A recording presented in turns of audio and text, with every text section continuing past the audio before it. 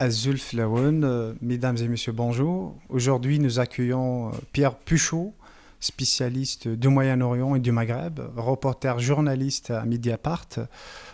Monsieur Puchot, bonjour. Bonjour, On vous remercie de nous avoir accueillis chez vous. merci à vous. Je rappelle à nos téléspectateurs que vous êtes reporter spécialisé sur le Maghreb et le Moyen-Orient pour Mediapart, après avoir travaillé de 2005 à 2007 au quotidien La Croix, auteur de deux ouvrages, entre autres Tunisie, une révolution arabe, édition Galade. En 2012, un autre ouvrage, La Révolution confisquée, enquête sur la transition démocratique en Tunisie, édition Sindbad, acte Sud. En mars 2014, vous publiez un premier roman, La traversée du chien.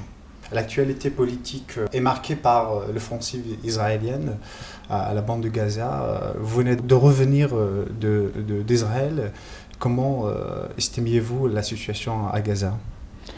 La situation à Gaza, elle est tout le monde la connaît, hein, c'est-à-dire grosso modo, aujourd'hui je crois qu'on est à 1200 morts ce matin, dont une majorité de civils.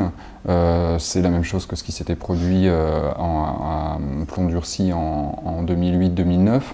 Voilà, ça c'est une constante, ça dit beaucoup de choses de la manière dont l'armée israélienne procède. En fait, c'est une situation assez dramatique. Il y a des centaines de milliers de déplacés. La situation à Gaza, c'est quelque chose qui est assez connu. Malheureusement, aujourd'hui, on ne voit pas trop de fin, vu qu'il y a un ensemble de trêves comme ça qui se succèdent. Mais il n'y a pas, disons, une volonté claire de part et d'autre d'avancer vers quelque chose, un objectif affirmé. Israël, par exemple, parle de démilitariser maintenant la bande de Gaza, mais on ne comprend pas très bien ce que ça veut dire. Si ça veut dire écraser complètement les brigades Al-Qassam de Hamas et le djihad islamique et toutes ces organisations, ça prendra du temps, et je ne sais même pas à l'heure actuelle si Israël en a les moyens sans démultiplier encore les victimes civiles. Donc c'est quelque chose qui est assez inquiétant. De l'autre côté, on voit bien que Hamas n'a pas du tout de stratégie et est très isolé et a beaucoup de mal à faire entendre sa voix à l'international, d'autant qu'il est boycotté par à peu près toutes les parties, dont l'Égypte quand même. Et ça, c'est aussi une nouveauté en fait par rapport à la dernière offensive, hein, par rapport à pilier de défense en novembre 2012, c'est que l'Égypte ne joue plus un rôle de médiateur, mais est acteur. On voit bien que le pouvoir de Sisi, après avoir complètement écrasé les frères musulmans, après avoir par l'intermédiaire des forces de l'ordre perpétré des meurtres à une échelle de masse, hein, c'est-à-dire c'était à Rabat, après avoir destitué Mohamed Morsi. Aujourd'hui, clairement, Sisi, donc le maréchal Sisi, le président de l'Égypte, ne souhaite pas en fait tellement tant s'impliquer en tant que médiateur que comme acteur qui a pour objectif très clairement d'affaiblir, sinon d'écraser carrément Hamas, qui voit finalement comme une excroissance palestinienne des frères musulmans. Donc on voit bien qu'il y a une situation un petit peu comme ça qui est très compliquée et qui permet aussi à Israël de continuer cette offensive meurtrière sans pour autant annoncer un objectif très clair. Netanyahou parlait de la sécurité des citoyens israéliens. Est-ce que cet argument est fondé ? C'est certain qu'il y a des requêtes qui sont lancées depuis la bande de Gaza, mais il faut quand même rappeler un certain nombre de choses. La première chose, c'est que on dit, grosso modo, une partie des Israéliens disent, et le gouvernement israélien dit, en 2005, on a quitté Gaza, Gaza était libre. C'est absolument pas vrai. Il y avait chaque mois, pour ne pas dire chaque semaine, des incursions de l'armée israélienne dans Gaza.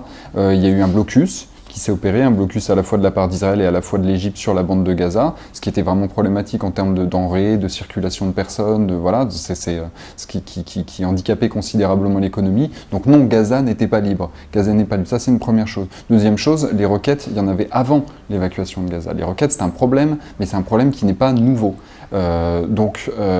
Lancer comme ça une offensive aussi meurtrière en disant aux gens, grosso modo, plutôt que de faire des assassinats ciblés comme le faisait auparavant Israël sur des chefs soit du Hadj islamique, soit du Hamas, où là il y avait des objectifs. Assassinats politiques. Oui, les assassinats politiques, comme il y a eu par exemple pour Abdelaziz Al-Rantissi ou des choses comme ça. Là, clairement, Israël disait, on assassine quelqu'un qui est une menace pour Israël, clairement. Mais aujourd'hui, ce qu'on ne comprend pas et ce qui est inacceptable, c'est que Israël frappe des civils.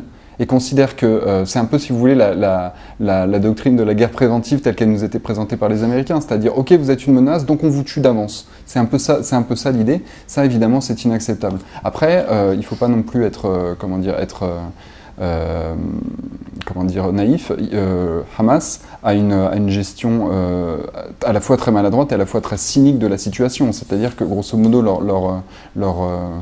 le fait de lancer des roquettes comme ça sur Israël, ce qui permet par ricochet à Israël de dire oui, vous voyez, il y a une menace contre nous, et donc de frapper ces civils à nouveau, c'est un vrai problème. Hamas a assez peu de considération également pour la population gazaouie. Mais quand on parlait aussi de Hamas comme un mouvement extrémiste, islamiste, est-ce que ce n'est pas un conflit entre deux partis extrémistes, en l'occurrence le Hamas, de côté palestinien, aussi le Likoud de Netanyahou? Je ne sais pas si c'est très intéressant de faire des parallèles. D'un côté, vous avez un gouvernement, de l'autre côté, vous avez une organisation politique qui clairement assume aujourd'hui le fait qu'elle a complètement failli sur le plan politique depuis qu'elle est arrivée au pouvoir en 2006-2007 à Gaza, qui a signé le gouvernement de réconciliation avec Fatah en avril 2014, et qui clairement était sur un mouvement défensif et allait se retirer clairement des affaires politiques pour retourner à des choses plus traditionnelles qu'il sait sans doute mieux faire, tout ce qui est caritatif, etc. Donc vraiment, on n'est pas du tout dans un rapport de similarité. Et je pense que c'est quelque chose qui est assez dangereux de comparer les deux, parce que ça donne l'illusion qu'il y a deux parties et que c'est une guerre finalement entre deux parties. C'est pas du tout le cas. D'un côté, vous avez une armée ultra moderne. C'est pas une guerre équilibrée. C'est pas une guerre équilibrée, c'est une guerre asymétrique. D'un côté, vous avez une armée ultramoderne avec des capacités sans équivalent dans toute la région. De l'autre côté, vous avez des groupes armés qui disposent certes de beaucoup de roquettes, et dont une partie a été formée en Iran, comme une partie du djihad islamique aussi, hein, les officiers, on sait bien ça, mais qui n'a pas d'avion, qui n'a pas de tank, ça n'a pas de...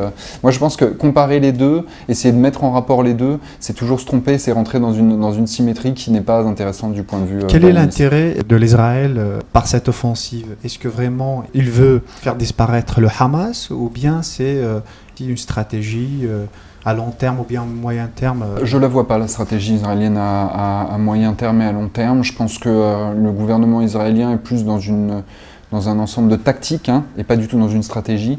C'est de la gestion à court terme, tout ça. Imaginez quand même que Israël dépense des millions d'euros comme ça pour tous les 18 mois faire une offensive, tout en tuant des gens, tout en tuant des civils, des enfants, des femmes. Donc à l'échelle internationale, pour son image, c'est complètement dévastateur. Or Israël a un problème de ce point de vue-là, puisque par exemple il y a le mouvement BDS, donc boycott des investissements sanctions, qui commence à avoir une ampleur assez importante, même si c'est pas du tout une menace complète pour son économie. Ça ne coulera pas l'économie israélienne, mais quand même il y a maintenant des fonds d'investissement qui disent non, nous n'investissons plus dans ces banques, car elles gèrent car elles investissent elles-mêmes dans les territoires occupés en Cisjordanie et tout. Donc ça, c'est quelque chose qui a une incidence à l'échelle internationale qui est importante. Donc Israël, tout en nuisant à son image, perd beaucoup d'argent. Ça coûte très cher. Iron Dome, ça coûte très cher. Un missile, ça coûte 50 000 $. Donc de tous les côtés qu'on voit, en fait, je ne vois pas la stratégie sur le long terme. Je vois simplement quelque chose qui répond à de la politique interne, à les rapports de Netanyahou avec sa droite, un rapport de Netanyahou avec une population qui s'est radicalisée au fur et à mesure des années avec l'échec de la solution à deux États. Je vois de la gestion de court terme, mais certainement pas une stratégie à long terme, puisque de toute façon, Israël ne peut pas vouloir réoccuper la bande de Gaza. Pour elle, ça aurait un coût politique et économique considérable qu'elle n'est pas du tout prête à payer. Est-ce Israël n'a pas intérêt aussi que Hamas soit l'interlocuteur des Palestiniens à la place de l'autorité palestinienne, Mahmoud Abbas? Les gens qui en Israël ont aujourd'hui le projet du Grand Israël, c'est-à-dire un Israël établi sur la Méditerranée au Jourdain, ont évidemment intérêt à ce que Hamas soit là et à ce que Hamas puisse être représenté comme une menace, en fait. À avoir une menace en face de soi pour continuer à faire tout ce qu'on peut pour miner le processus de paix. Ça, on l'a vu très clairement quand Hamas a signé l'accord de réconciliation en avril avec le Fatah, avec Mahmoud Abbas. Immédiatement, Israël a publié un communiqué comme quoi il se retirait des négociations avec l'autorité palestinienne. Ce qui est important pour Israël, c'est deux choses. Pour le gouvernement israélien tel qu'il conçoit les choses aujourd'hui, c'est d'avoir une coopération sécuritaire la plus poussée possible avec l'autorité palestinienne, et ça ils l'ont, hein, grâce aux policiers qui ont été formés par les Américains, voilà, et toute l'aide logistique et sécuritaire qui vient à la fois de l'Union européenne et des États-Unis. Donc avoir une bonne coopération policière dans la Cisjordanie, et de l'autre, pouvoir présenter à sa population et à son opinion publique la perspective d'une menace comme ça de Hamas. On le voit très bien aussi sur une autre chose. Hamas ne tirait pas de roquettes avant le début de l'offensive. C'était les groupes palestiniens et le djihad islamique. La première roquette qui est tombée dans les environs de Tel Aviv, juste avant que les frappes débutent, c'était une roquette du djihad islamique. C'est le djihad islamique qui avait revendiqué ça. Pourtant, Israël parlait tout le temps du Hamas, ne faisait pas de différenciation entre les groupes et tenait Hamas responsable de tout. Ça montre bien à quel point ils utilisent cette menace qui est pour partie réelle, mais qui aurait pu être moindre, puisque Hamas était rentré dans le rang et avait accepté l'accord de réconciliation, encore une fois, avec le Fatah en avril déjà. Est-ce que le Hamas a tué les trois adolescents et israéliens?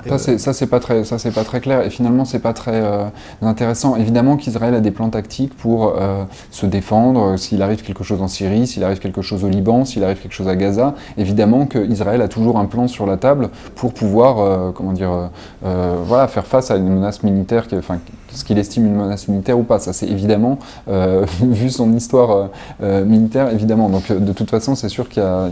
Donc pour moi les choses ne sont pas déconnectées. Par contre, ce qui est très important de dire, c'est qu'évidemment, quand Netanyahou rend responsable Hamas des 3 enlèvements des adolescents israéliens, à ce moment-là, il n'a absolument aucune preuve, ou en tout cas, il ne produit pas ces preuves que c'est bien le Hamas qui est l'auteur de ces enlèvements. Je me souviens qu'il y avait un ministre aussi qui avait fait une déclaration en nous promettant des preuves qui viendraient du Shin Bet, en fait, du service de sécurité intérieure israélien. On les a jamais vues. Et de l'autre côté, Hamas a toujours nié. Et il faut quand même réfléchir un petit peu 2 minutes, parce que un peu d'analyse ne fait pas de mal dans ces moments un peu très durs et où il y a beaucoup de gens qui parlent finalement où on ne comprend pas toujours. Quand on réfléchit un peu, on se rend compte que Hamas n'a aucun intérêt à enlever ces 3 Israéliens. Hamas est dans une période peut-être la plus dure de son histoire. Ils ont cru en 2011 que grâce à l'arrivée de la révolution égyptienne, puis l'arrivée au pouvoir de Morsi et des frères musulmans, qu'ils auraient pu avoir comme ça une caisse de résonance, un soutien, une caisse de résonance, de pouvoir effectivement sortir plus facilement de la bande de Gaza. En 2006, par exemple, quand ils sont arrivés à pouvoir, Ismaël a attendu des semaines pour pouvoir sortir au terminal de Rafah, il n'est jamais sorti. Là, il a pu faire une tournée internationale, renouer aussi avec le Qatar. Ils ont espéré comme ça pouvoir diversifier leur financement qui vient principalement de l'Iran. Ils ont échoué sur tous les tableaux. Qatar n'a pas voulu du tout investir comme il le pensait. Même vis-à-vis de Morsi, les rapports étaient compliqués puisqu'ils n'ont pas voulu que Hamas installe un bureau. En fait, le bureau au départ qui était en Syrie, ils voulaient le bouger pour le mettre au Caire. Le pouvoir des frères musulmans n'a pas accepté ça, donc c'était très compliqué. Khaled Meshan n'a pas pu s'installer au Caire. Donc ils ont absolument perdu sur tous les tableaux. Quand le maréchal Sissi est arrivé à destituer le Mohamed Morsi, c'était encore pire, hein, puisqu'ils ont vu que la répression était sans limite et tous azimuts. Donc ils se sont dit, voilà... Qu'est-ce qu'on peut faire aujourd'hui? Il faut absolument qu'on rentre dans le rang et il faut absolument qu'on se fasse le plus petit possible pour pouvoir éviter d'avoir d'un côté la menace égyptienne qui nous tombe dessus, de l'autre côté la menace israélienne qui nous tombe aussi dessus simultanément. C'est pour ça qu'ils ont signé l'accord de réconciliation, qui est un accord, c'est même pas de réconciliation, c'est de reddition. Il faut quand même penser que l'unique condition, l'unique chose qu'ils ont obtenue dans cet accord de réconciliation, c'est que leurs propres fonctionnaires, donc qui officient dans la bande de Gaza, soient rémunérés. Et même ça n'a pas été le cas. Pour tout le reste, le gouvernement soi-disant d'union nationale est un copier-coller du gouvernement qu'il y avait avant, c'est-à-dire grosso modo que des gens de l'autorité palestinienne et du Fatah, et pas du tout des gens du Hamas. Le Premier ministre est le même, le ministre de l'économie est le même, tous les ministres sont pareils. Donc ils n'ont vraiment rien obtenu avec cet accord-là, c'était un accord de reddition. Hamas était dans ce cadre-là, dans une très grande faiblesse, sans doute le pire moment de son histoire. Et vous pensez que de manière organique, hein, c'est-à-dire une organisation, Hamas c'est une organisation politique qui prend des choix, qui fait des choix politiques. Vous estimez qu'au niveau du bureau politique du Hamas, des gens vont se dire « ah oui tiens on va enlever 3 Israéliens, c'est peut-être le bon moment, ça va un peu tendre les relations qu'on a avec Israël, ça va être un bon moyen de pression. Non, je crois pas. Je crois que définitivement c'est une initiative qui ne peut pas venir d'une organisation qui est si faible et qui a surtout besoin de se faire oublier au moment où les 3 jeunes Israéliens sont enlevés et malheureusement tués. Cisjordanie, on n'en parle plus actuellement. La Cisjordanie, il y a bon, moi j'y étais donc il y a 3 jours, j'étais dans le camp de réfugiés de Haïda, qu'on connaît bien, qui est près de Bethléem, qui est ce camp de réfugiés assez emblématique, puisque en fait le mur passe au milieu du camp de réfugiés, c'est-à-dire à couper les habitations des oliviers qui étaient juste à côté pour construire la colonie de Guilo. C'est un endroit où le mur de séparation, entre guillemets, a beaucoup rogné sur la ligne verte, a vraiment pris une part de territoire bien plus grande qu'au-delà de la ligne verte et de la ligne de cessez-le-feu donc en 1949. C'est une situation qui est... on a vu les manifestations la semaine dernière à Kalandia, il y a quand même 10 Palestiniens qui ont été tués, au moins 10 Palestiniens qui ont été tués par les forces de l'ordre israéliennes, plusieurs milliers de personnes qui ont manifesté. Beaucoup de gens ont dit ça va être le début de la 3e intifada. Non, je pense pas. Je pense que la Cisjordanie, elle est prise entre beaucoup de choses. Déjà, les gens se souviennent de ce que ça a été la 2e intifada et ce que ça leur a coûté, c'est-à-dire 10 années d'intense occupation qui dure toujours aujourd'hui. Ils ont bien compris qu'il y a un vrai problème politique, mais que ce problème politique, il est difficile à résoudre par une intifada. Aujourd'hui, les organisations politiques en Cisjordanie sont faibles, donc il n'y a pas de structure politique qui permettrait de porter quelque chose de ce type. En Cisjordanie, il y a aussi tout un processus qui s'est mis en marche au cours des dernières années, par l'intermédiaire de Salam Fayyad, donc, qui était le Premier ministre jusqu'à l'année dernière, je crois, qui voulait développer économiquement et de manière libérale la Cisjordanie, et énormément de gens ont contracté des prêts, voilà, et donc pour payer leur voiture, voilà, donc c'est des gens qui sont, comment dire, engagés économiquement, et donc ils cherchent à travailler à tout prix, et donc ça a beaucoup influé sur le rapport que les gens justement ont en protestation. Quand vous êtes comme ça dans un processus de construction de vie de famille, de choses comme ça et tout, vous pensez forcément moins à manifester que ce n'était le cas avant, quoi. En fait, c'est ça, la donnée économique, elle est assez importante. Donc la Cisjordanie, c'est un peu cette situation-là. Évidemment, il y a eu des manifestations en solidarité avec Gaza. Dans le camp de Haïda, il y avait des drapeaux noirs sur les toits. Mais bon, beaucoup d'habitants là-bas voient ça de manière un peu triste, et en se demandant qu'est-ce que réellement ils peuvent faire. Ils subissent eux-mêmes l'occupation israélienne depuis beaucoup d'années. Bon, voilà, c'est compliqué. Le président égyptien a présenté une trêve qui a été refusée, comme vous savez, par le Hamas. Il y a eu beaucoup de trêves refusées. Alors, il faudrait savoir de beaucoup de trêves, beaucoup de cessez-le-feu. Faudrait savoir exactement de laquelle on parle. Si on parle de celle qui est juste avant, en fait, l'offensive terrestre, là, je dois dire qu'il y a un article de Haaretz, donc du quotidien israélien Haaretz, qui a vraiment mis les choses au point là-dessus, de manière assez importante. C'était vraiment un très bon travail d'investigation de la part de ces journalistes israéliens, qui a démontré en fait que Netanyahou et Sisi avaient négocié entre eux,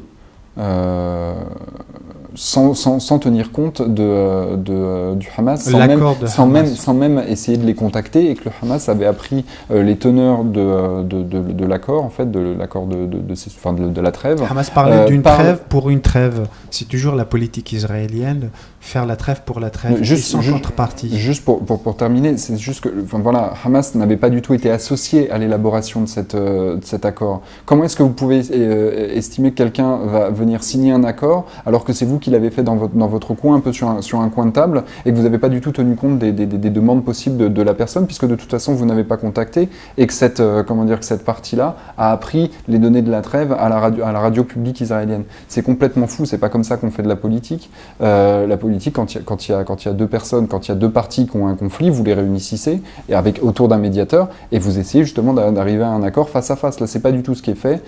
Hamas est considéré comme complètement paria par d'ailleurs l'Union l'Union européenne et les États-Unis également. Le Hamas n'est pas associé aux négociations. C'est un problème si vous voulez arriver à quelque chose d'un peu constructif. Forcément, ça peut pas se passer. Ça peut pas se passer comme ça. La politique internationale ne peut pas marcher comme ça, définitivement. Le problème de cette trêve également, c'est que si on regarde les exigences du Hamas, j'aimerais bien qu'on m'explique qu'est-ce qui est problématique. Relâcher les prisonniers qui avaient été, enfin voilà, dont la libération avait été actée et a été même effective après l'échange avec Gilad Shalit, avec le soldat Gilad Shalit. Ça, je ne comprends pas pourquoi c'est problématique. Lever le siège de Gaza, pourquoi est-ce que c'est problématique. L'arrêt des offensives, je vois entre autres là non plus rien de problématique. Et le fait aussi qu'on puisse réouvrir le terminal de Rafah. Hamas a posé ses conditions vis-à-vis de la trêve pour qu'il y ait une trêve durable, a proposé une trêve de 10 ans.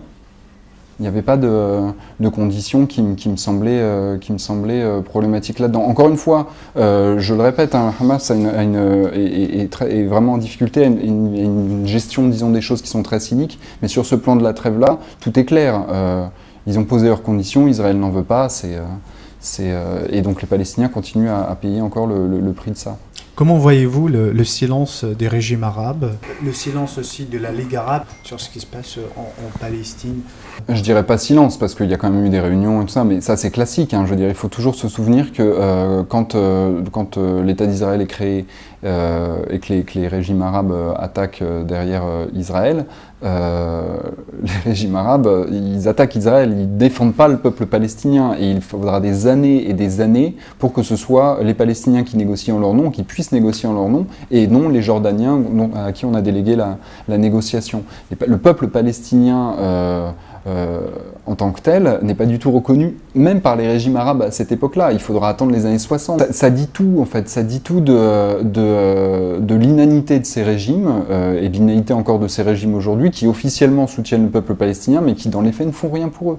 Ne font absolument rien pour eux. À part effectivement un peu d'aide de l'Arabie Saoudite, des Émirats Arabes Unis, un peu d'argent pour Gaza. Mais le reste, politiquement, il ne pèse pas du tout. Et quel régime arabe s'est réellement engagé, a réellement fait pression, a réellement mis dans la balance face à Israël le sort du peuple palestinien? Pas un seul. Même quand l'Égypte de Sadat négocie son traité de paix avec Israël, la question donc qui est signée en 79, la question palestinienne est considérée comme marginale à ce moment-là. Donc voilà, on est dans la continuité de ça. Le problème dans cette histoire, c'est que ça fait partie aussi de la big picture, comme disent les Américains. Si Israël sentait qu'en face, il y avait une vraie résistance et qu'elle aurait un gain politique possible auprès des régimes arabes à valoriser la question palestinienne, elle ne se comporterait pas pareil. Pareil, si l'Égypte n'était pas dans la conception éradicatrice aujourd'hui de sa politique vis-à-vis du Hamas, sans doute que Israël n'aurait pas été aussi loin dans son offensive et l'offensive n'aurait pas été aussi meurtrière si le gouvernement israélien ne sentait pas qu'il n'avait un allié au Caire qui soit aussi déterminé vis-à-vis du Hamas. Donc cette question-là des régimes arabes, c'est vraiment une question tragique et c'est une histoire d'hypocrisie et de régimes qui officiellement le soutiennent, mais dans la réalité des choses ne prennent pas leurs responsabilités. Peut-on parler d'une instrumentalisation par ces régimes de la question palestinienne au profit de leur agenda politique pour se maintenir au pouvoir et avoir le soutien du peuple? Bien sûr. C'est exactement ça, et ça date pas d'aujourd'hui, ça fait 60 ans que ça dure.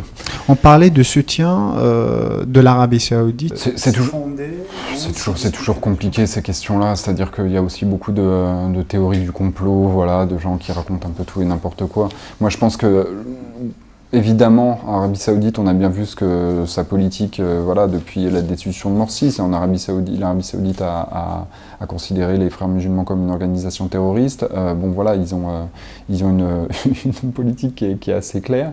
Dans le même temps, après le soutien à Israël, je vois pas trop pourquoi est-ce que Israël aurait besoin de l'Arabie Saoudite dans cette histoire. Ils ont des armes, ils ont de l'argent, ils ont ce qu'il faut, en fait, si vous voulez. Donc il n'y a pas besoin, je pense, d'aller chercher le soutien en plus de l'Arabie Saoudite. Je pense que Riyad voit très bien que de toute façon, Hamas est dans une mauvaise posture et peut-être ça les arrange, mais je pense pas qu'ils aident non plus activement Israël. En tout cas, je n'en ai pas la preuve.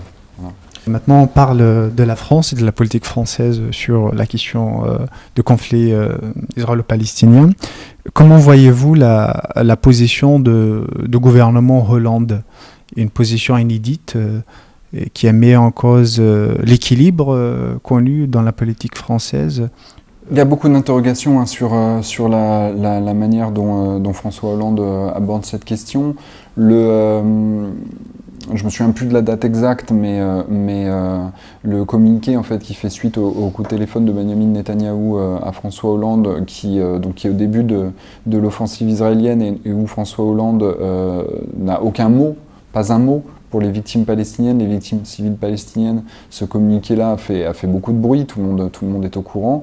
C'est un communiqué qui est venu complètement troubler la vision de la position française, qui est sur une vision classique de paix avec deux États, un État palestinien souverain à côté d'un État israélien souverain également tel qu'il est aujourd'hui, dont la sécurité serait assurée. Voilà, on arriverait à cette solution à deux États par les négociations. Là, il y avait un communiqué qui est un communiqué unilatéral de soutien à Israël voilà, et au gouvernement israélien dans sa politique, tel qu'il l'a produit au moment de l'offensive. C'était assez inédit. Bon, alors après, le lendemain, ils ont fait un communiqué également avec Mahmoud Abbas. François Hollande avait eu Mahmoud Abbas au téléphone. On voit bien qu'au fur et à mesure, ils ont essayé de rétablir un petit peu les choses, mais c'est vrai que ça a beaucoup jeté le trouble, puisque même Benjamin Netanyahou a dit le lendemain, a utilisé ce communiqué pour dire, vous voyez, François Hollande me soutient dans mon offensive, il soutient Israël dans cette offensive. Donc il y a une utilisation politique de ce communiqué de François Hollande, c'était pas juste une position prise voilà, de manière unilatérale et qui n'avait que d'incidence qu'en France vis-à-vis de l'opinion publique française. Ça a vraiment une incidence importante au niveau international, puisque ça a contribué à légitimer cette offensive, du moins du point de vue intérieur israélien et du point de vue du gouvernement israélien. Donc ça, c'était un vrai problème, et là, il y a eu un moment de grand déséquilibre, et donc François Hollande s'est écarté effectivement de la politique classique, de la position classique en fait de la France vis-à-vis du conflit au Proche-Orient. Le deuxième temps, qui pour moi reste à la fois problématique et assez mystérieux, je dois bien l'avouer, c'est toute la question des interdictions des manifestations sur la Palestine. En tant que journaliste sur le Proche-Orient, je travaille à Mediapart depuis 2008, depuis la création du site. J'ai eu à couvrir un nombre incalculable de manifestations sur la Palestine.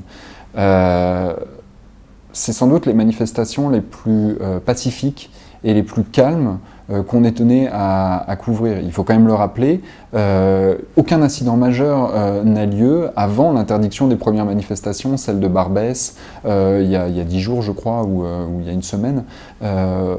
Aucun incident majeur, c'est-à-dire qu'on ne peut même pas dire à un moment, voilà, on brûlait des voitures, enfin, comme le 31 décembre dans la région, dans l'Alsace, enfin voilà, il n'y a eu aucun incident qui pouvait réellement justifier cette interdiction. C'est d'autant plus incroyable que si on prend une comparaison par rapport avec le mouvement par exemple du mariage pour tous, où là il y a eu des débordements incroyables, aucune manifestation n'a été interdite.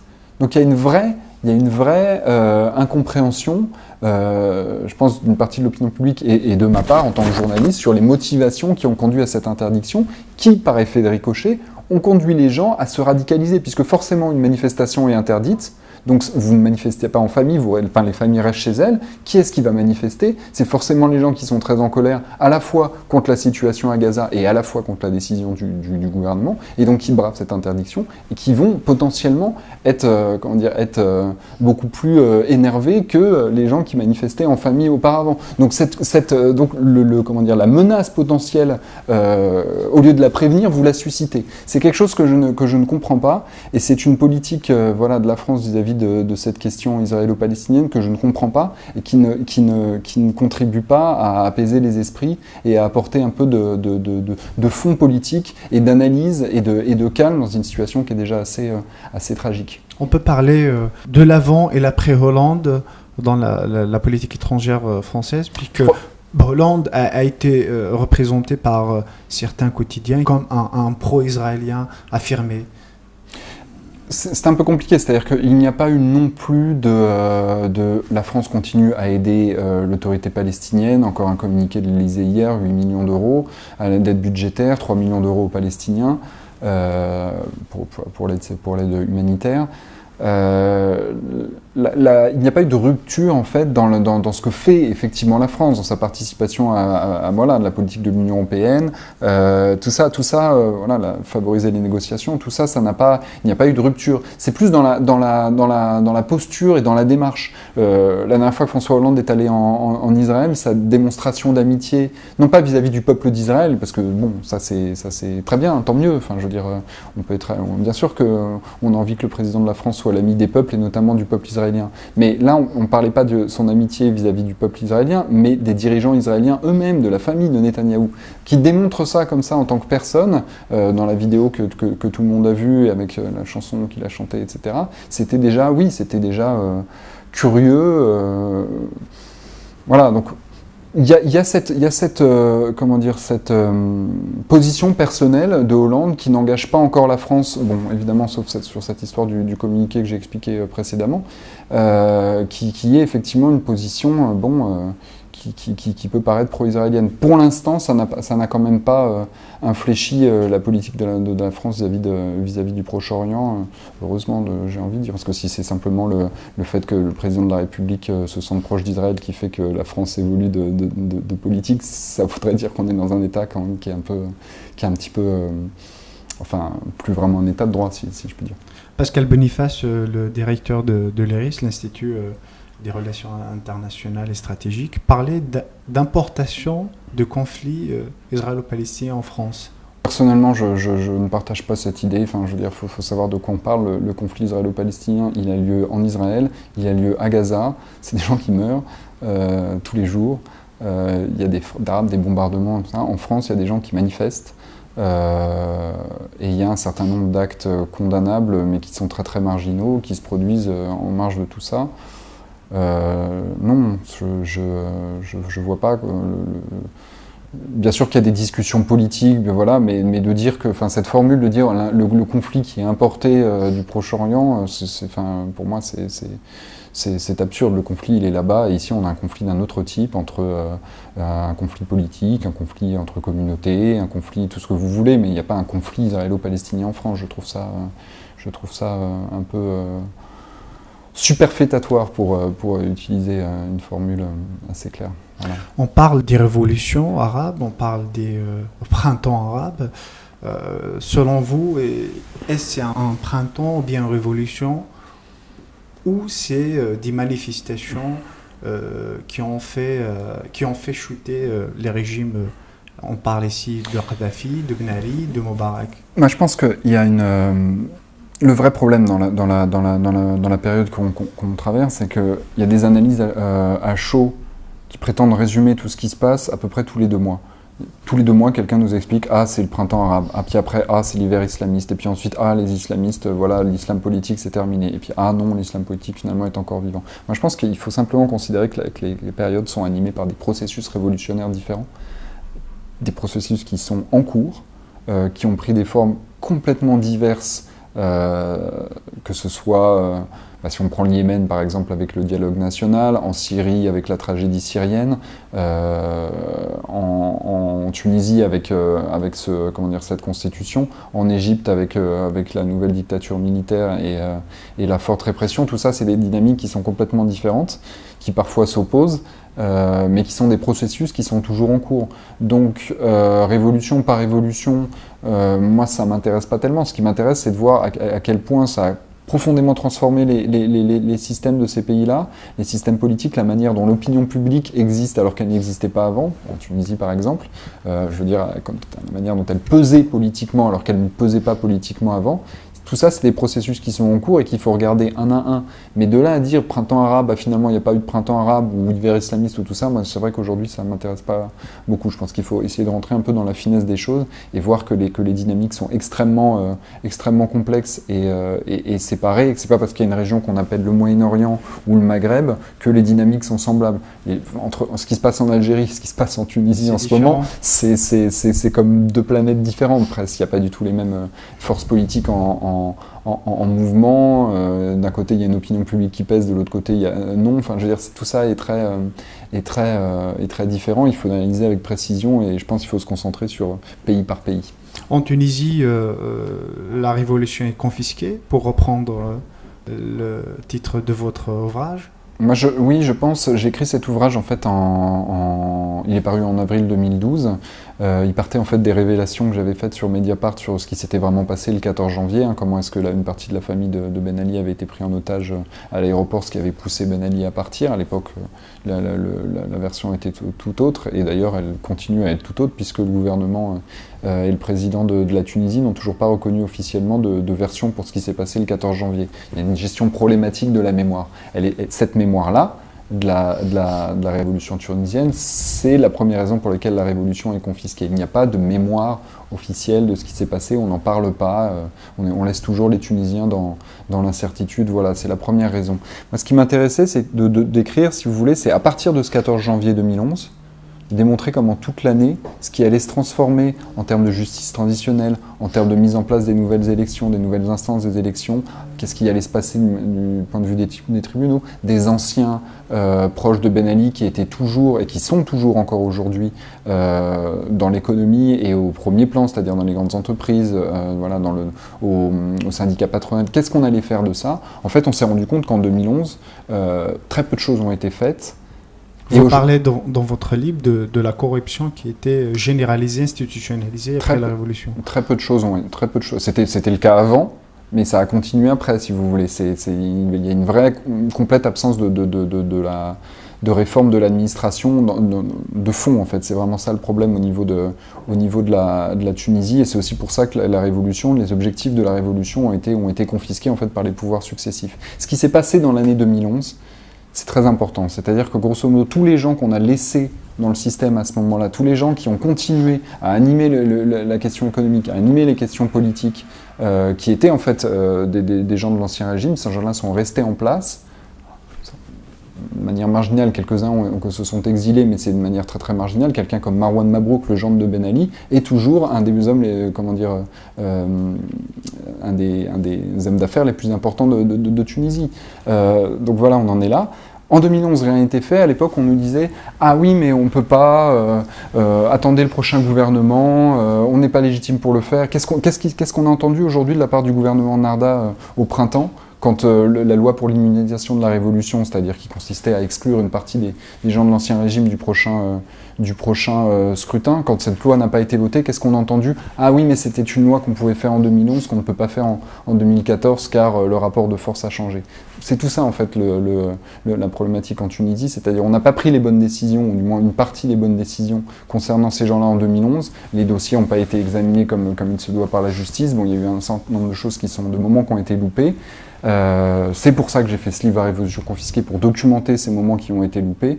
Aujourd'hui, on voit bien les conséquences. Aujourd'hui, on nous dit « Ah, c'était trop tard, on ne peut plus réformer la justice, on ne peut plus réformer l'administration ». 3 ans après l'intervention française et britannique par l'aval des États-Unis en Libye, après la chute du régime libyen, Sarkozy a promis la démocratie aux Libyens. On vit actuellement libre, en démocrate en Libye, il y a une démocratie en Libye, ou bien on parle vraiment d'un chaos et de la complication de la situation sécuritaire, sociale, économique. Je pense que la Libye, c'est un peu le cas d'école. Ce qui s'est passé a largement outrepassé le mandat de l'ONU. Hein. Le mandat de l'ONU ne parlait pas, si je ne m'abuse, d'offensive terrestre. Voilà. Après, c'est toujours une question rhétorique. Est-ce qu'il fallait intervenir à Benghazi? Est-ce que réellement, à cette époque-là, voilà, il faut se rappeler un peu de ce que c'était, pourquoi il y a eu cette offensive et ce soutien en Libye. C'est pas simplement parce que Nicolas Sarkozy s'est réveillé un jour et a décidé d'envahir la Libye. C'est pas comme ça que ça marche. Il y a quand même des raisons objectives pour faire les choses ou pour ne pas les faire. Là, en l'occurrence, la rébellion, la révolution libyenne était clairement menacée par le pouvoir de Kadhafi. Voilà. Après, les conséquences de ça, si vous voulez, c'est qu'il y a un pays, la Libye, qui a été capable en 2012 de faire des élections, qui étaient des élections libres, qui étaient des élections claires, c'est quand même assez important. Mais il y a des forces qui sont entrées en jeu, des milices, etc. et tout, qui font que le pays aujourd'hui est complètement à feu et à sang et a complètement déstabilisé. Si vous voulez, je pense que très bien, les objectifs politiques de Nicolas Sarkozy, effectivement, sans doute existent-ils.